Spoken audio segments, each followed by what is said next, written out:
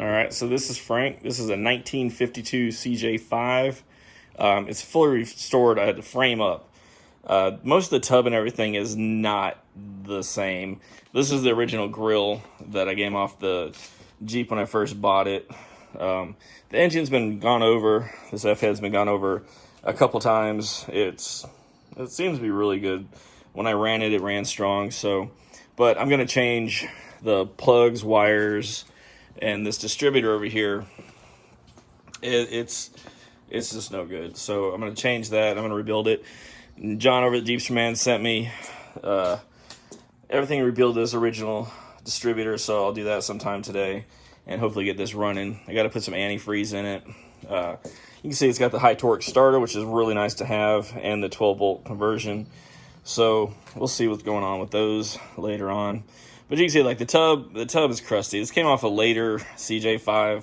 I'm not exactly sure what year it is, but some guy came up to the shop and I bought it for like 50 bucks. It is kind of good. Look at this. That's pretty unusual, right? The T90 has been gone over. The T18 or the Dane 18 has been gone over. None of the electric is hooked up. Got to get a new steering wheel. Needs seats.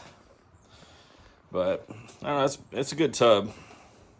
Everything else is like fully. It's a very original Jeep, except for the tub, of course. The tailgate came off that first Jeep that I bought. It's got all new suspension. It does have drum brakes on it, which I would like to get changed because I'm just a fan of stopping. So hopefully one day we'll get some brake disc conversion put on it. I probably should rebuild that steering box, but we're going to run it and see what happens. So hopefully later on today we'll have this thing running. Old Frank, my CJ5. So the Jeepster Man sent me this new Daytona Universal Carburetor. I'm going to put it on the CJ5 here. One of the things that I noticed when I pulled it out of the box is this linkage for the throttle. It's actually pivoted around. It's adjustable for whatever vehicle you're on, so you'll just have to loosen this nut up and it'll slide around. It's got a little notch in there to put it back into the right linkage space. I put it on there earlier. It does fit quite nicely.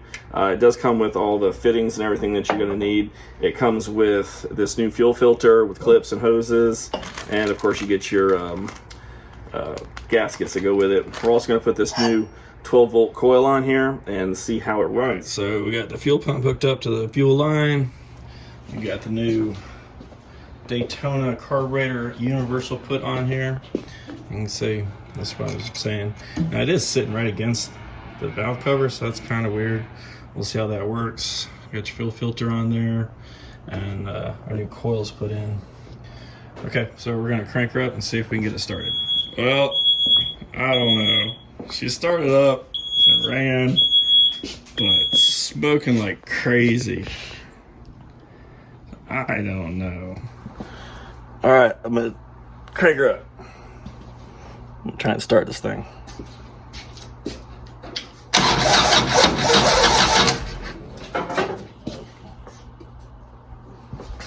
Watch the timing.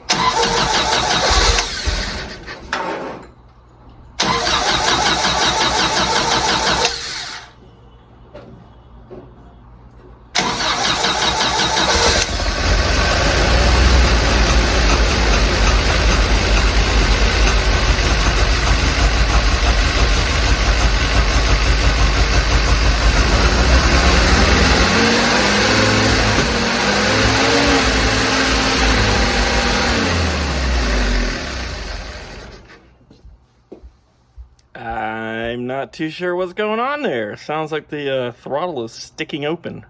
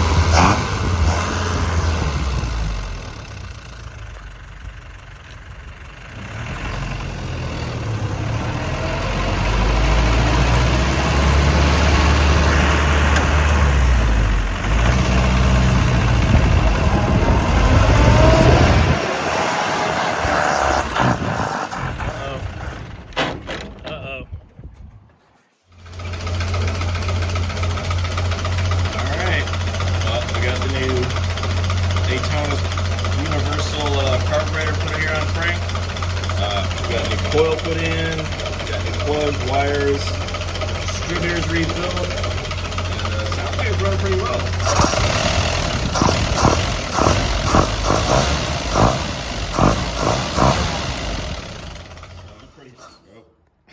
So it never ends.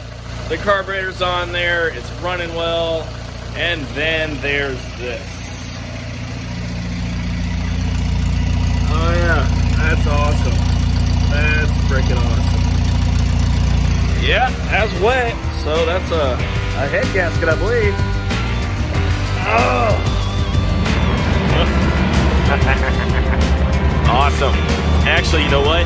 No high tech at all. That's why I like it.